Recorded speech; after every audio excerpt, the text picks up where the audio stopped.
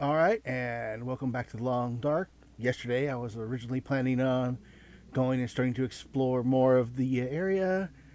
Instead, I just checked the houses around here and ran away from a bunch of wolves. While do have a light source, and I do have a gun, I have exactly one bullet. Having one bullet is not the best. It's early in the day, so hopefully today I can make it to someplace else. I should probably make sure I haven't drank recently.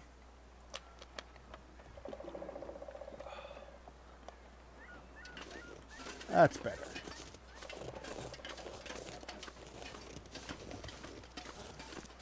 Now,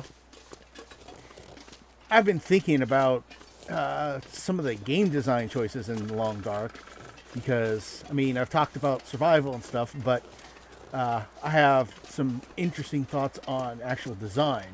Now, when you start dealing with things like calories in this game, it keeps count of every single last calorie.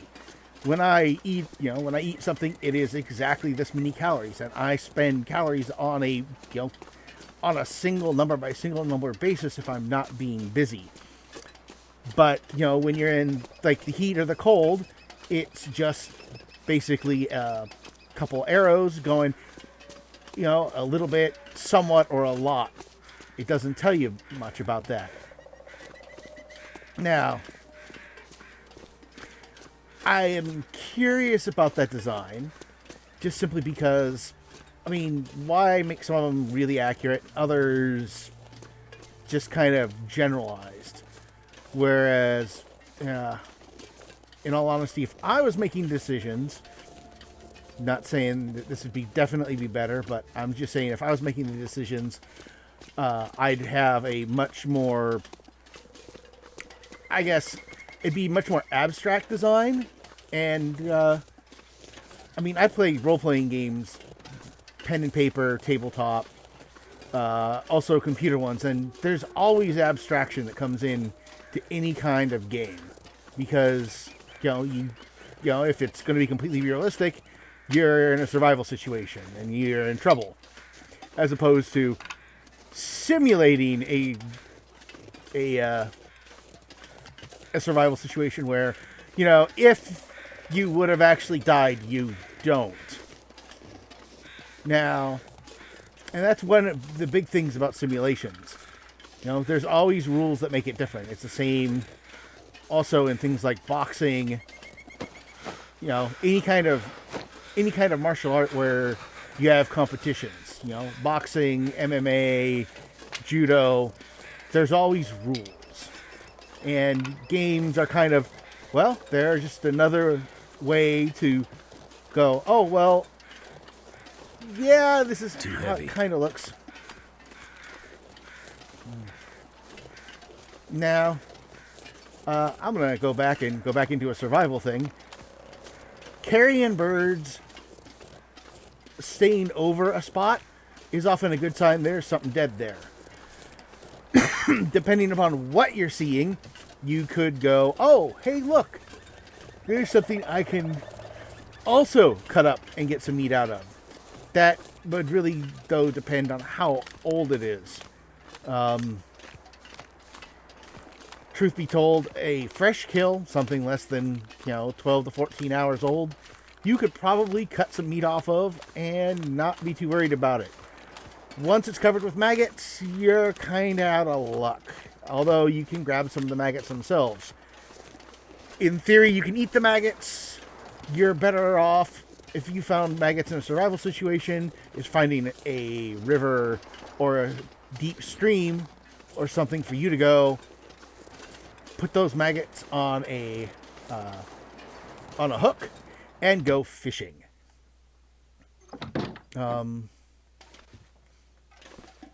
What have we here? Parka.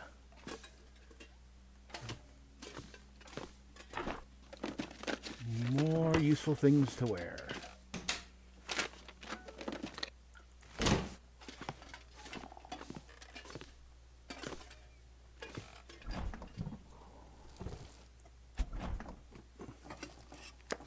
Is it food or...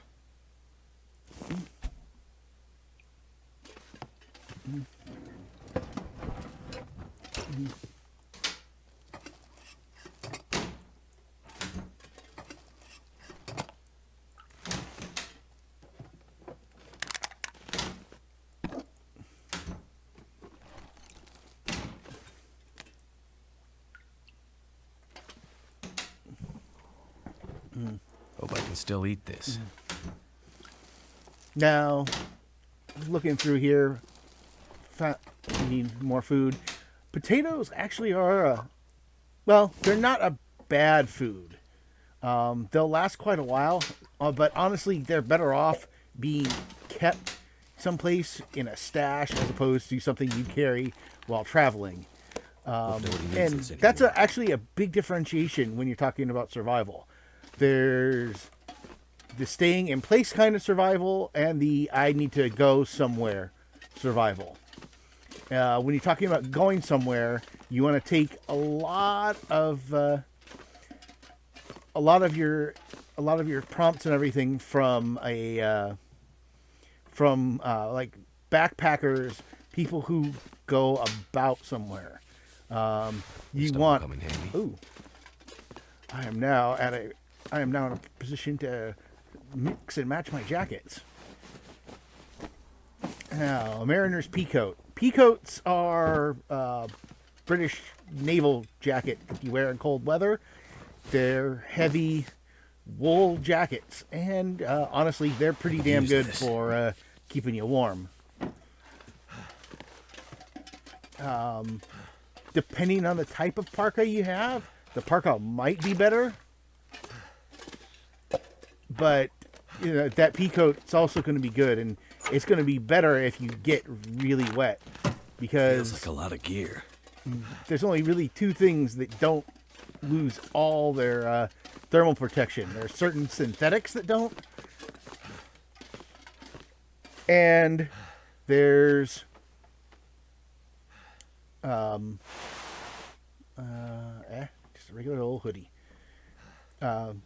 Synthetics and wool. Those are the only two things that don't lose their ability to thermally protect you when you get wet. The cargo pants are better once they're repaired, so we'll harvest the jeans.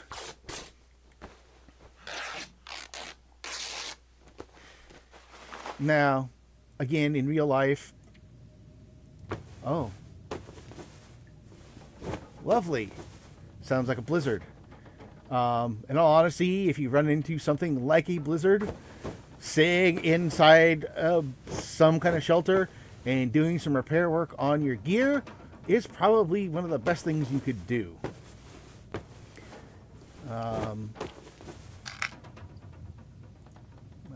Cargo pants are nice and new now.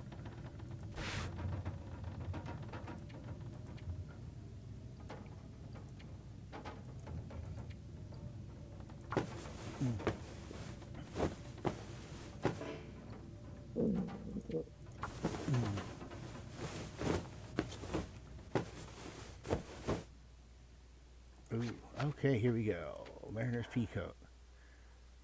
Mariner's Peacoat's better for almost everything. Windbreaker, military coat. The parka's not going to get that much better. So I'll wear that military coat, break this stuff down. Need to eat something, too.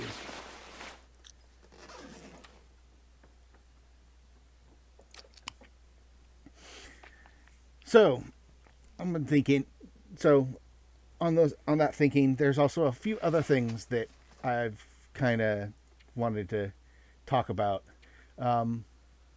One is knives.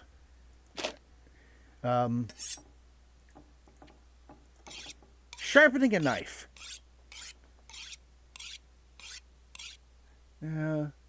So, time to sharpen, 17 minutes. If you know how to sharpen a knife and it's not completely destroyed, 17 minutes should be good enough to get it almost to perfect. Maybe 20, something like that. I know a bunch of people who do things like regular sharpening of knives, and honestly, they get it done really quickly.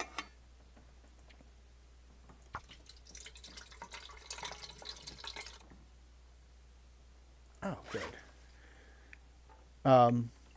And it's just one of those interesting little things. I need to keep that until I get back, and I will be able to new wool socks, decent wool socks, new wool socks.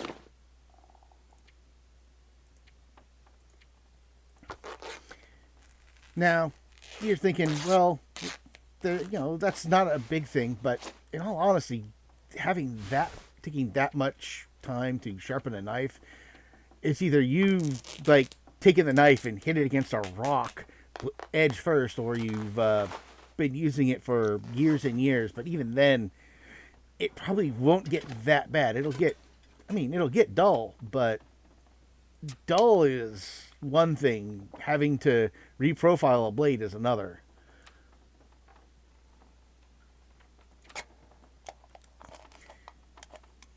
Now, dog food. Gotta love the thought of eating dog food, but it actually is something that you can do. Most survivalists would actually say, yeah, if you're in that kind of situation, you'd probably do that instead of, trying to instead of starving. And I mean, you're probably not going to like the taste. It's probably not as good for you as it is for some people, as it is for your dog, or probably not even that good for your dog, depending upon who made it. But the difference between, getting stuck eating dog food and getting stuck not eating, take the dog food.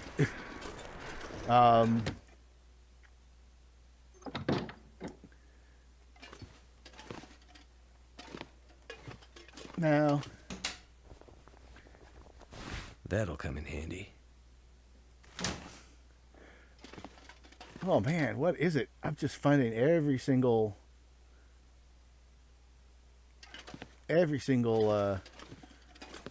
jacket in here. Got the old-fashioned parka, got the mariner's pea coat, got the military coat. Between the three of those, I've got plenty of warmth on the upper body.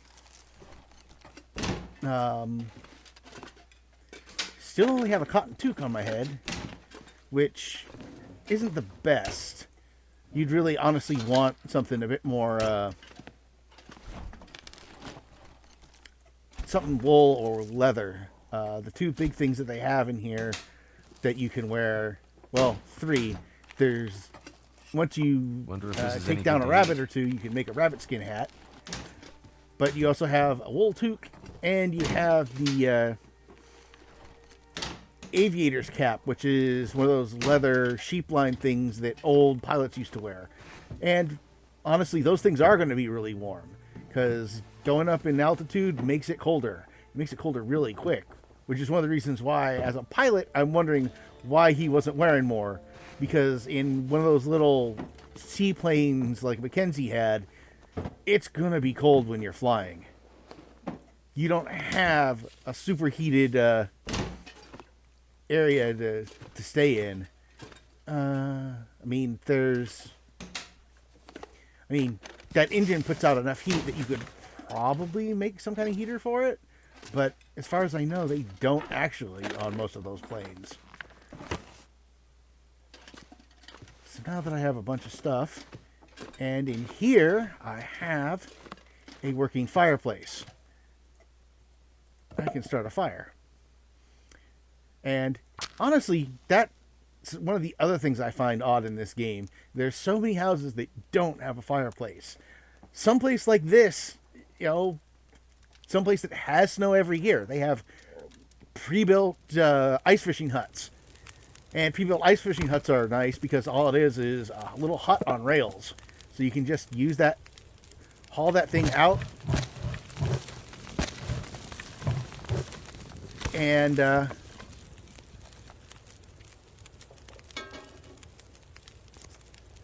let's see. Let's cook some fish.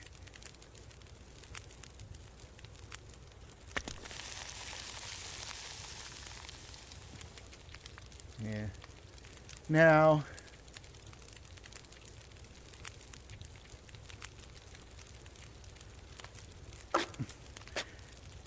I find the idea of heating up a can of peaches a little odd. I don't know if that would be the best idea. At the same time, having something hot to eat whenever you're stuck in an area with, a lot of cold, isn't a bad idea.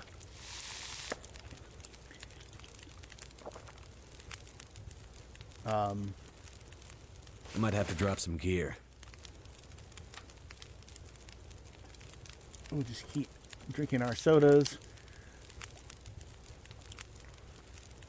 As always, having something to give you calories and delay your thirst isn't a bad thing. It is getting to be close to night. Let's see what it looks like outside.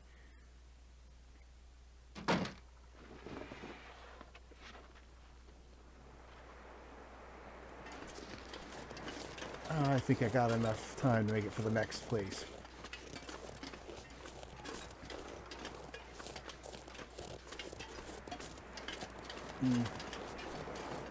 Now, walking out on this ice. In normal situations, I don't think I'd ever walk on the ice. Now, seeing that there are full-size deer roaming out on the ice, I'd be a bit more confident about doing it. That and the ice fishing huts that are out there. Both of those things tell me that the ice gets thick enough that they expect it not to sink.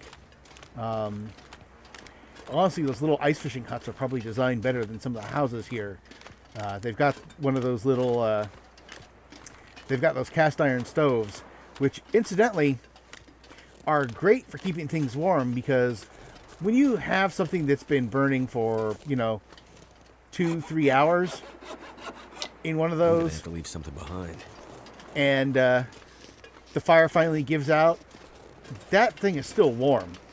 And it will probably stay warm for another hour or two. So even though the fire's out, it's still giving you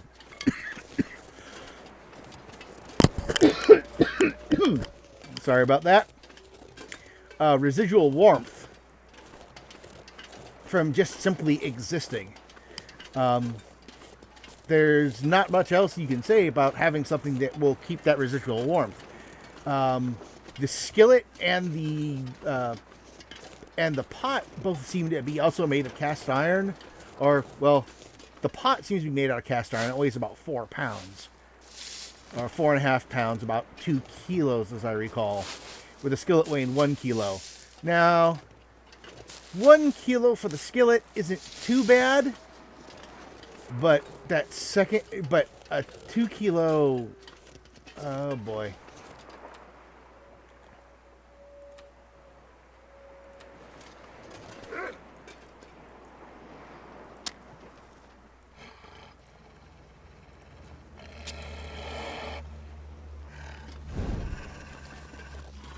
Hey there, Mr. Wolf.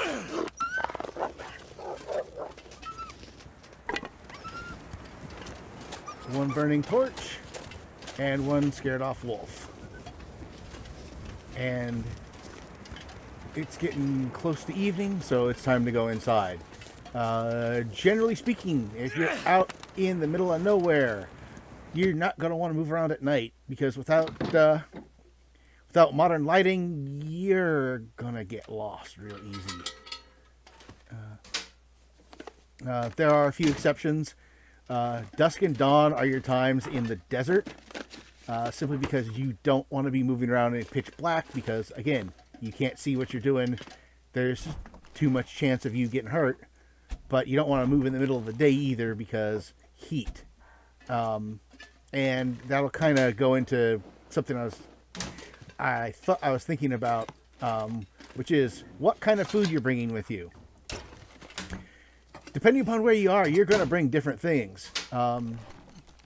Somewhere here where you can easily find all that snow, and you can get water easily. You're not going to want to carry along a bunch of things in cans. Because, first off, cans are heavy, especially when you have water weight in them. Water probably weighs the most. And if you do something like freeze dry, you can get most of that weight out.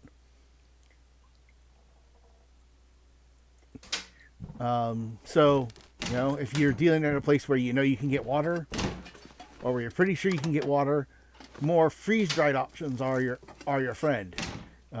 You're not going to worry about water as much. You're going to worry more about calories. If you're going to say make a survival kit for dealing with, I don't know, the Mojave Desert, you're not. And I'm going to tell you, you're not. Ooh, fire striker. What have we here?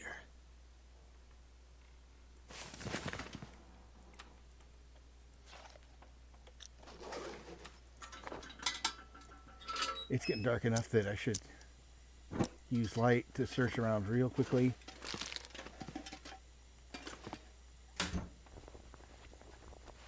I think I can use this. Just check all the shelves.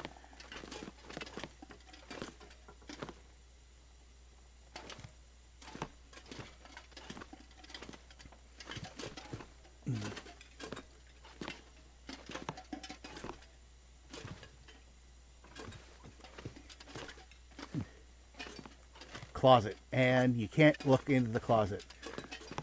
Honestly, that's on the first places you should be looking. You should be looking into people's closets if you're, trying to score any kind of survival gear while you're ransacking somebody's place. Now, okay, there. I don't need. Oh wow.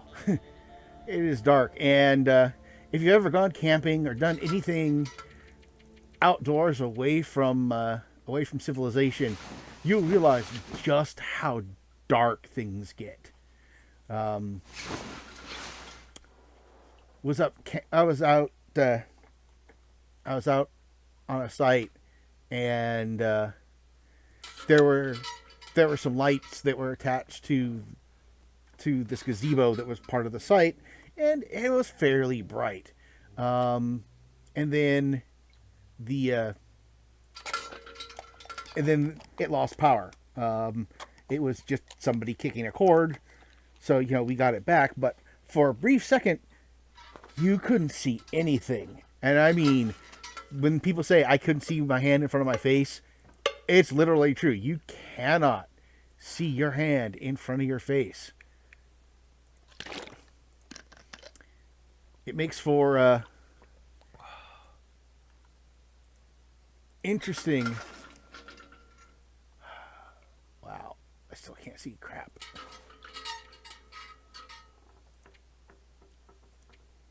We'll pass some time. I don't know. It sounds like he's playing solitaire with himself, which, if you want to pass some time and just not go crazy, having a set of cards or something similar to do that with is great. There are companies that actually make cards for survivalists that actually have stuff like, oh yeah, here's what your basic plants in this area look like, which is quite honestly an interesting idea. I've got a set for North America, since that's where I live. But I know they make them for other places. So let's see. Well, you know what? Let's repair this thing and see how good it is.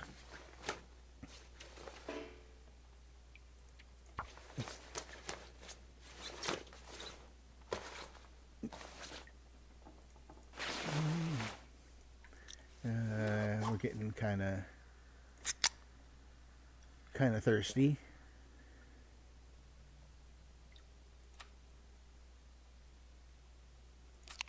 Now,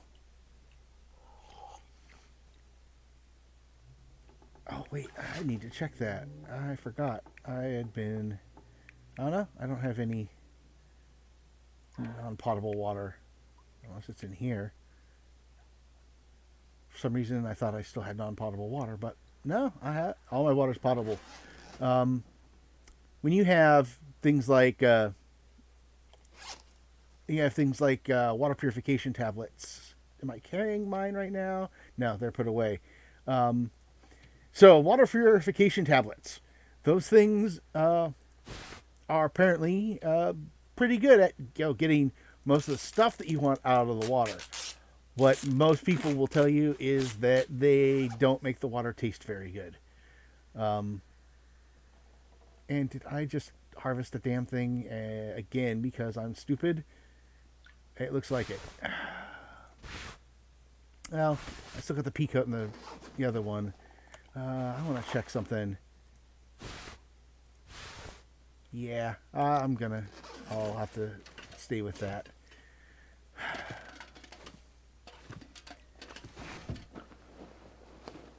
Hope nobody needs this anymore. That is the most annoying thing about fisherman sweater. The biggest thing about games, if you're not paying attention, you do things that would be really counterintuitive.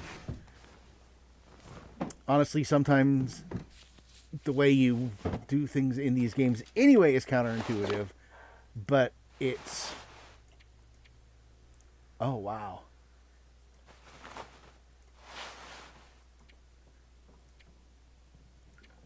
I'm in so much better shape now. Yeah, those thick wool sweaters, especially the cable knit ones, those things are warm. Honestly, in most cases, if you're wearing one of those sweaters on the top over something else, you probably wouldn't need much else. Layering on all this extra stuff, you should be very warm. And now to continue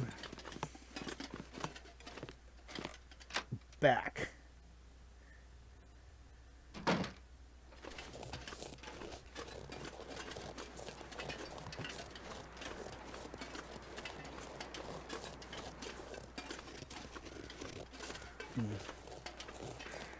Now, I do like the sound of you walking through the snow. That sounds really good.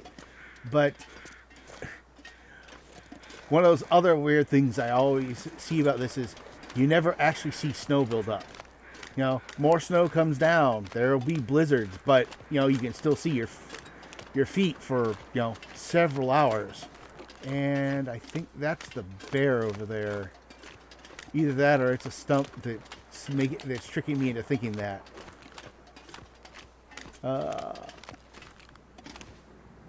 Nope, that's the bear, definitely. Don't want to deal with that right now.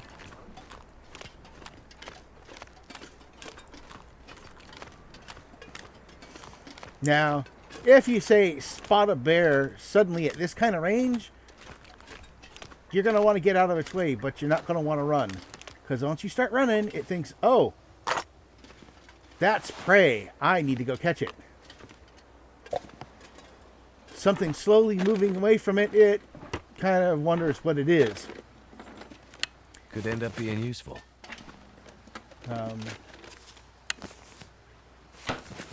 Oh, very nice.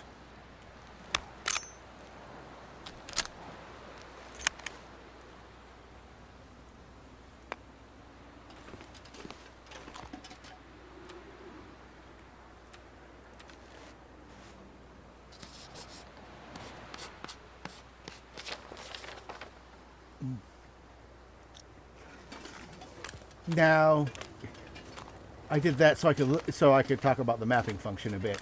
Mapping, I mean, honestly, you're gonna want to map, but generally speaking, nobody's gonna be that accurate at drawing a map unless they already have experience doing it. And nowadays, that means they might have been, military long-range recon or something similar. Somebody who actually goes out and does that for a living.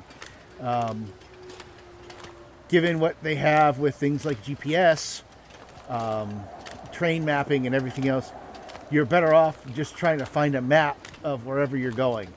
And even a road map can help out, because once you use it to be able to figure out, oh, well, I know where this is, I know where this is, you can start triangulating.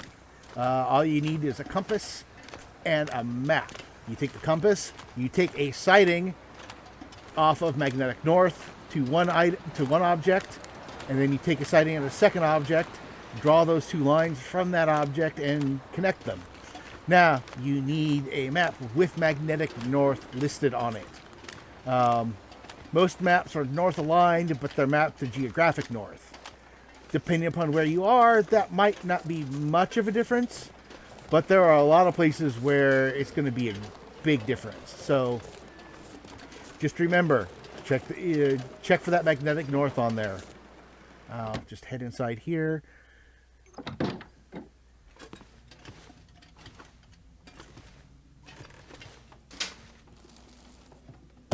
I could use this.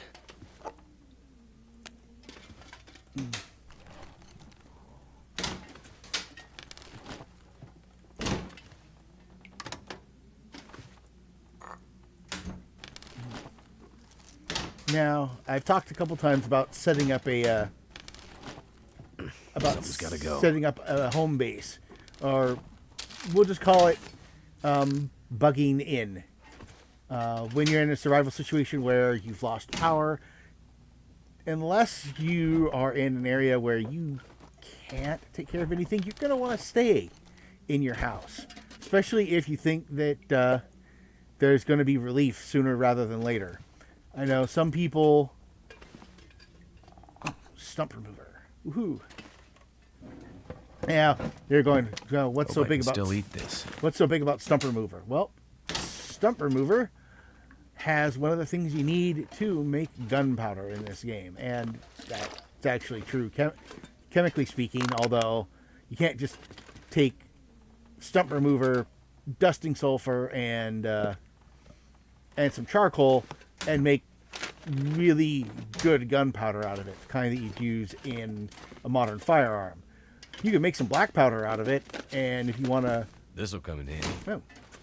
And if you want to make something that'll go pop and boom, that is enough, but it's probably not enough to make something that you'd want to run your firearm on. Now, finding gunpowder, on the other hand, would probably be much better for you. That'll come in handy. Baseball cap.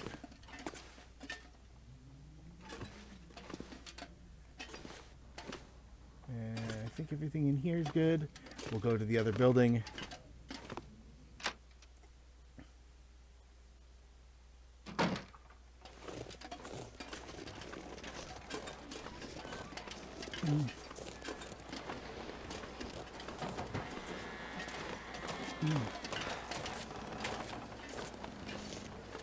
Now,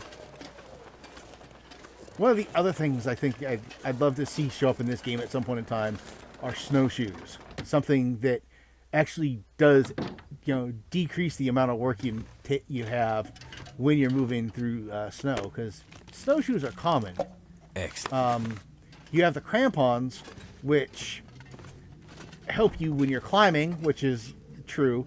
They'd help keep your footing while moving across ice, although you don't have to worry about that in this game. Instead, you worry about breaking through, and somehow having crampons makes you less likely to go through the ice, whereas Where's the good generally stuff? speaking, crampons take your weight, force it down into narrower spots so that you can get better traction. I don't know about you, but that doesn't sound like keeping the ice from breaking underneath you.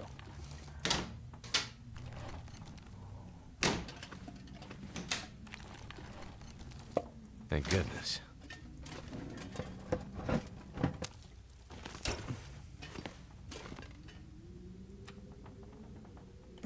Let's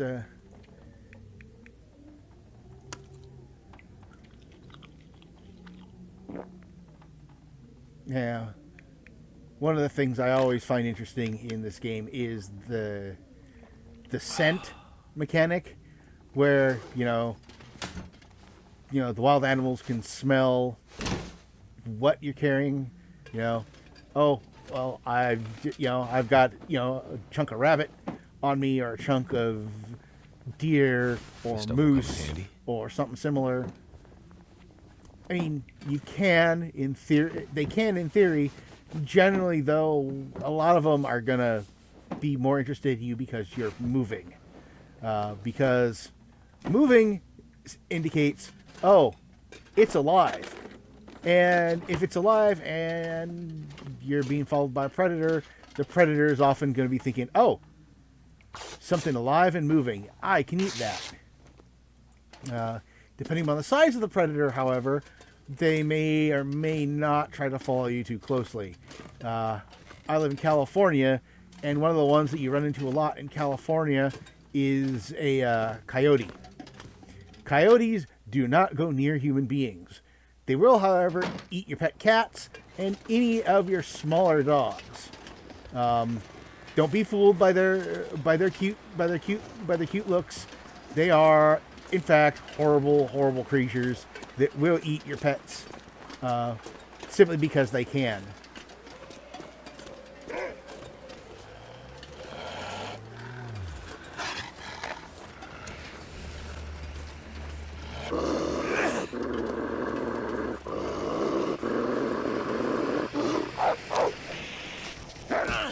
What? Okay. I don't know why, but sometimes throwing a flare at the wolf doesn't seem to work. And that was one of them. Have to ask the developers why sometimes it doesn't work. But for right now, I'm back in the garage. I'm gonna set a bunch of stuff aside because I'm carrying far more than I can carry. But that's going to be the end for today. I hope you all have a good night or a good day, and I hope to see you again. Thanks, and bye.